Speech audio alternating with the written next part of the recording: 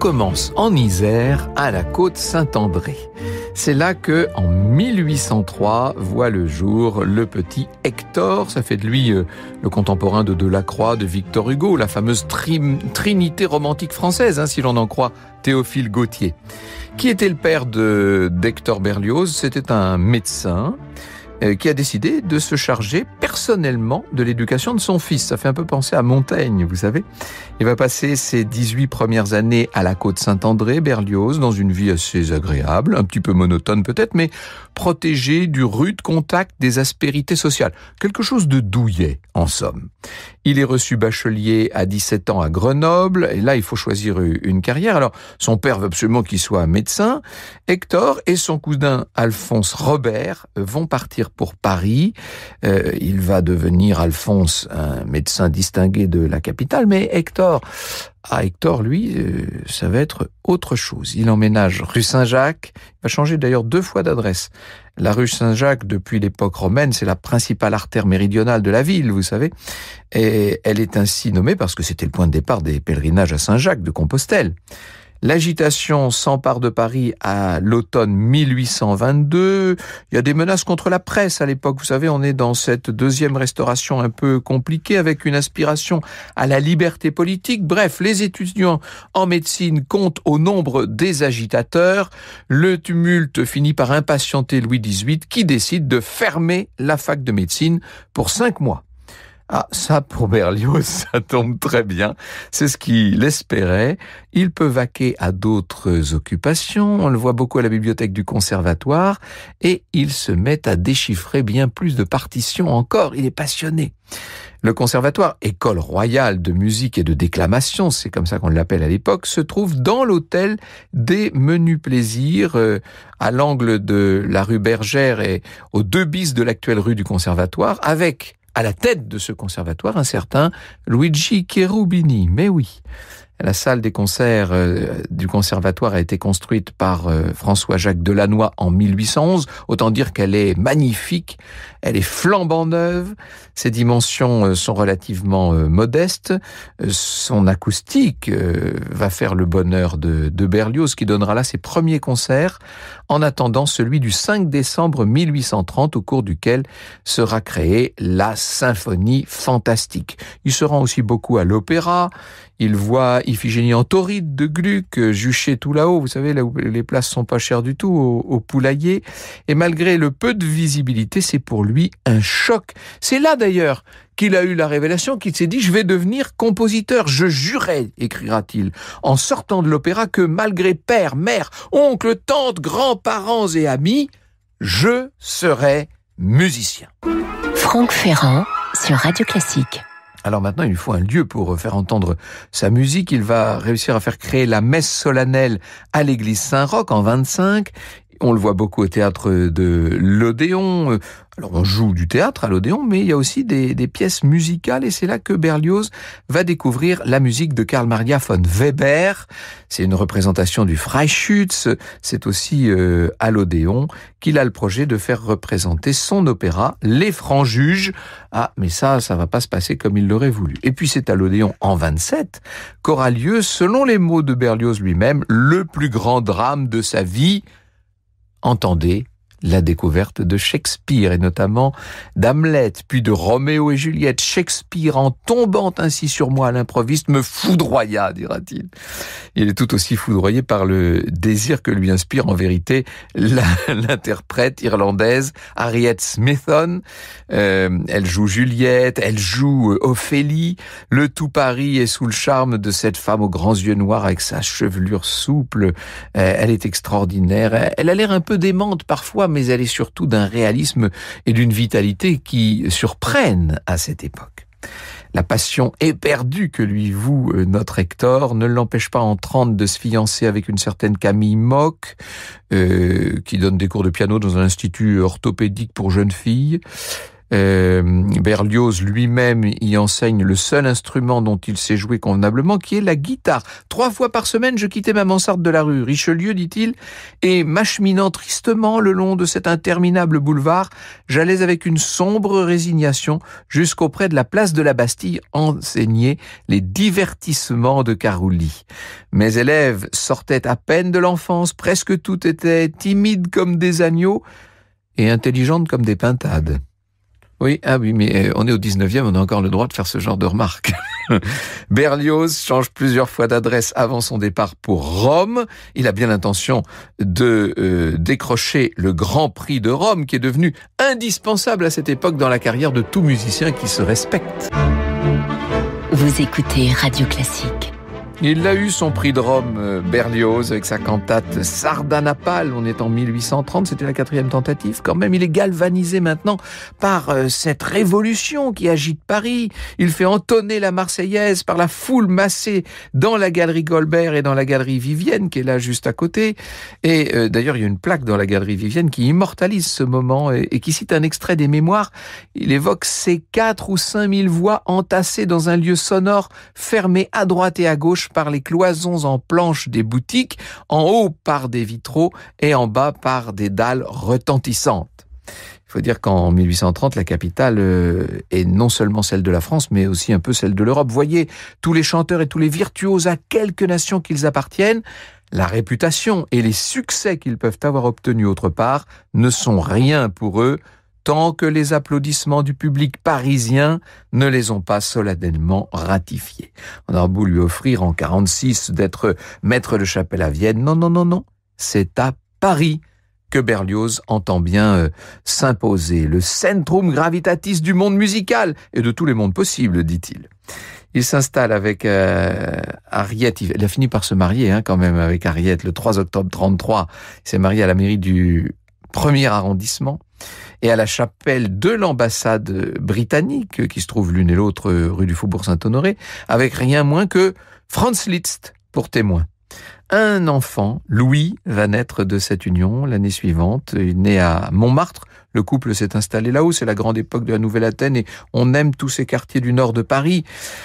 Christian Vasselin a fait paraître, c'est ce qui justifie, c'est ce qui nous a inspiré avec Jérémy Bigori dans cette émission. Il a fait paraître un petit livre aux éditions Alexandrine dans la belle collection Le Paris des artistes, qui s'appelle donc tout simplement Le Paris de Berlioz. Voilà ce qu'il dit.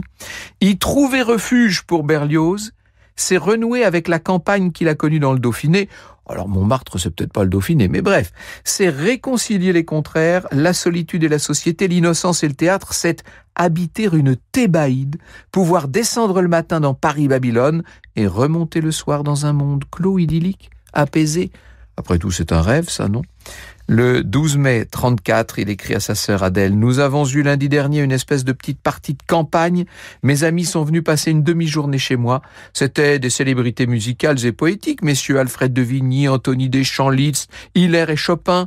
Nous avons causé, discuté art, poésie, pensée, musique, drame, enfin, ce qui constitue la vie, en présence de cette belle nature, de ce soleil d'Italie que nous avons depuis quelques jours. » Berlioz va composer là, va composer à Montmartre des partitions comme Harold en Italie, Benvenuto Cellini. Il entame une carrière de journaliste au journal des débats. Il faut bien arrondir les fins de mois. Il est critique musical et on redoute ses critiques, inutile de vous dire. Mais son ermitage à Montmartre se révèle un peu trop éloigné du centre de la capitale. Il passe beaucoup de temps dans les transports. Il passe beaucoup de temps en fiacre pour se rendre au concert, pour apporter ses articles à la rédaction. Bref, il a décidé de quitter la butte. Faut vous dire que son opéra Benvenuto Cellini a finalement été créé à l'Opéra le 10 septembre 38. C'est encore l'Opéra Le Pelletier à l'époque. Il sera là donné 4 fois. Tel un rideau retors, une barrière définitive est tombée entre Berlioz et l'Opéra qu'il ne lui sera plus possible de renverser, nous dit Christian Vasselin. L'Opéra, on vient de le déplacer puisqu'il y a eu, vous savez, On a raconté ça ici, le 13 février 1820, la mort du duc de Berry, donc le bâtiment a été condamné, c'est la damnatio memoriae, il doit être démoli. Le roi Louis XVIII donne son accord et l'opéra, qui donc est démonté pierre par pierre, va être reconstruit, ce que je vous disais, rue Le Pelletier. C'est cet opéra-là qui brûlera en 1873, après avoir subi aussi en 59 le terrible attentat d'Orsini. Bref. Le 5 décembre 37, la grande messe pour les morts fait vibrer les voûtes de l'église des Invalides. La représentation qui était prévue pour la commémoration de la Révolution de 1830 est annulée. La première du Requiem finalement aura lieu lors d'un service funèbre pour les soldats morts au moment de la prise de Constantine. On est en pleine conquête, fin de la conquête de l'Algérie à l'époque. De l'automne 36 jusqu'en 44, on retrouve Berlioz rue de Londres, et là maintenant il est au cœur de cette nouvelle Athènes qu'il ne quittera plus jusqu'à sa mort, même s'il fera pas mal de déménagements. Il sera jamais propriétaire de son logement, donc selon les loyers, il lui arrive de déménager. Une commande du ministère de l'Intérieur va lui permettre de créer sa grande symphonie funèbre et triomphale en prévision de la grande célébration du 10e anniversaire de la Révolution de 1830 à Paris. Il faut imaginer pour ces célébrations une sorte d'immense corbillard qui s'achemine vers la place de la Bastille avec les corps des victimes des Trois Glorieuses. La cérémonie a lieu le 28 juillet 1840.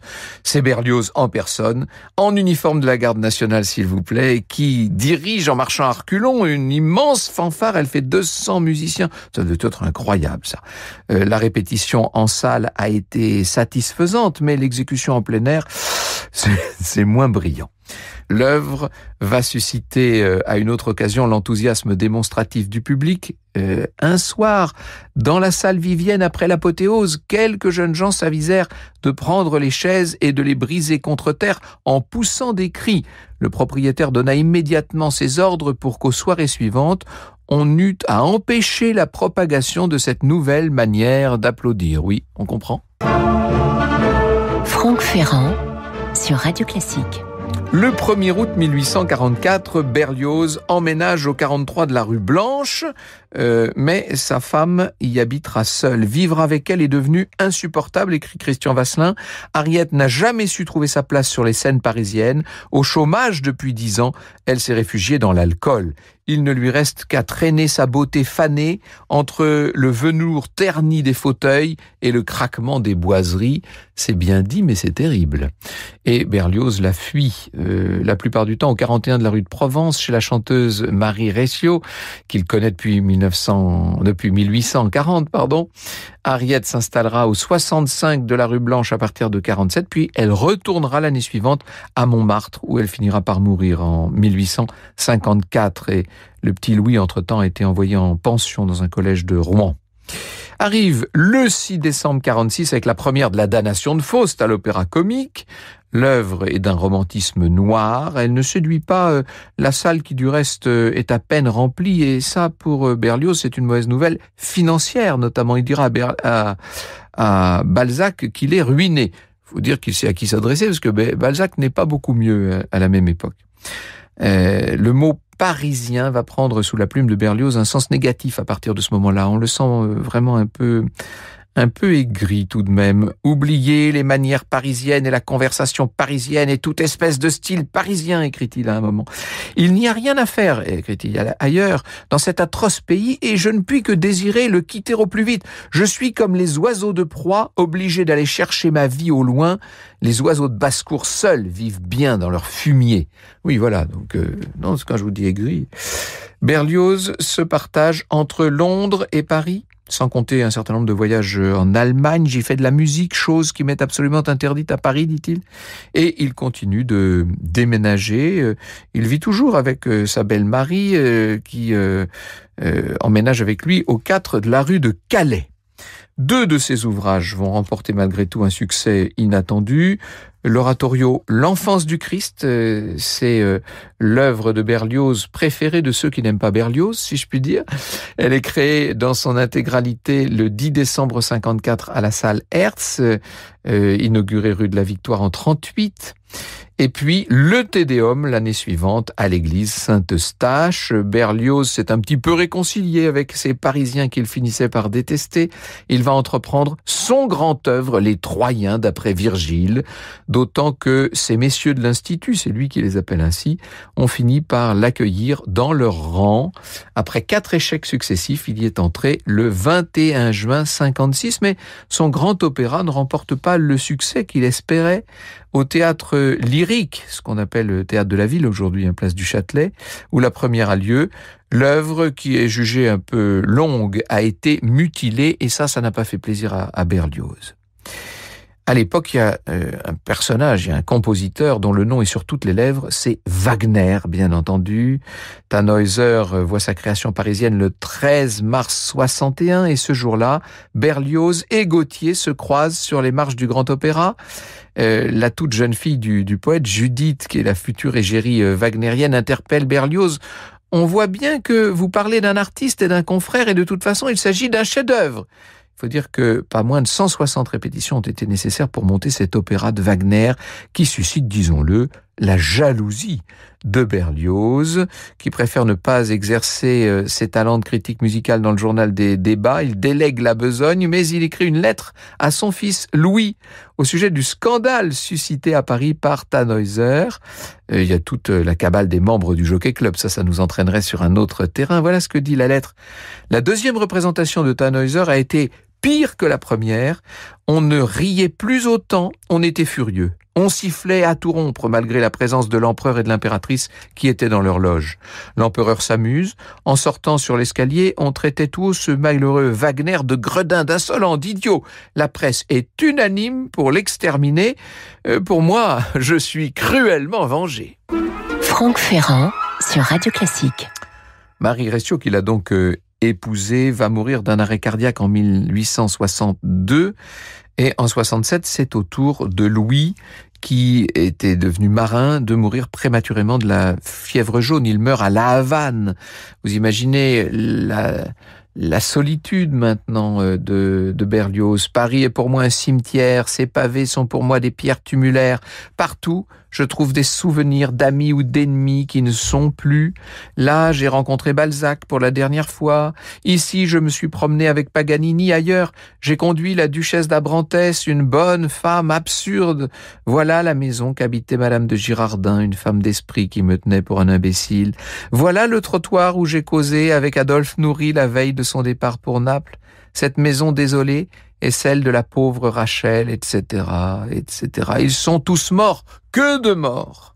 Eh bien, il va mourir à son tour, Berlioz, le 8 mars 1869, à son domicile de la rue de Calais, et il sera enterré au cimetière Montmartre, non loin. Il y repose aujourd'hui avec Henriette et Marie, ses 2 épouses. Il est bien entouré dans sa tombe, mais il est bien entouré dans le cimetière aussi, avec Heinrich Heine, avec Théophile Gautier, Horace Vernet, Vignier, Stendhal et Pauline Viardot. Le Panthéon, pourquoi pas transférer les cendres de Berlioz au Panthéon? C'est ce que proposent pas mal de fans, d'admirateurs. Ce n'est pas l'idée de Christian Vasselin qui nous dit que c'est une fausse bonne idée. Laissons-le dans son jardin. Il est l'esprit du lieu. Vous écoutez Radio Classique.